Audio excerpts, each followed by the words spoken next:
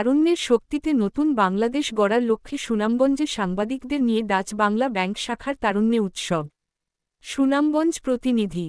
তারুণ্যের শক্তিকে উজ্জীবিত করে নতুন বাংলাদেশ গড়ার লক্ষ্যে এবং তাদেরকে দেশের সম্পদ হিসেবে গড়ে তুলতে সুনামগঞ্জে বিভিন্ন প্রিন্ট ও ইলেকট্রনিক মিডিয়ার সাংবাদিকদের নিয়ে তারুণ্যের উৎসব 2025 অনুষ্ঠিত হয়েছে।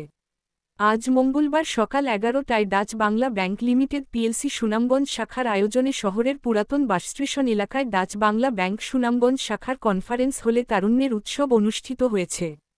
ডাচ বাংলা ব্যাংক পিএলসির সুনামগঞ্জ শাখার ব্যবস্থাপক মোহাম্মদ গোলাম আজাদের সভাপতিত্বে অনুষ্ঠানে প্রধান অতিথির বক্তব্য রাখেন এটিএন বাংলার জেলা প্রতিনিধি ও দৈনিক সুনামগঞ্জ খবরের সম্পাদক প্রকাশক পঙ্কজ কান্তি দে।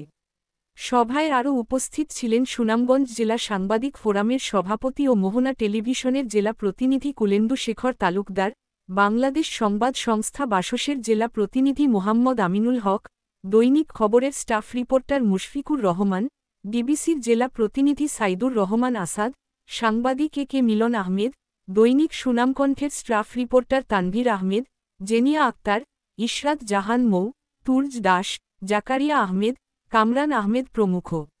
বক্তারা বলেন, বর্তমান প্রজন্মের তরুণদের মধ্যে আর্থিক সাক্ষরতা বিষয়ে অবহিতকরণ এবং ব্যাংক ও আর্থিক প্রতিষ্ঠান সম্পর্কে সচেতনতা বৃদ্ধি করাই মূল লক্ষ্য।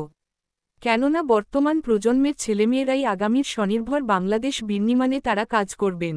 পাশাপাশি গ্রাহক সেবা পক্ষ নামে এই আয়োজনটি 01-15 সেপ্টেম্বর পর্যন্ত সমাজের বিভিন্ন শ্রেণী পেশার তরুণদের নিয়ে এই অনুষ্ঠানটি চলমান থাকবে।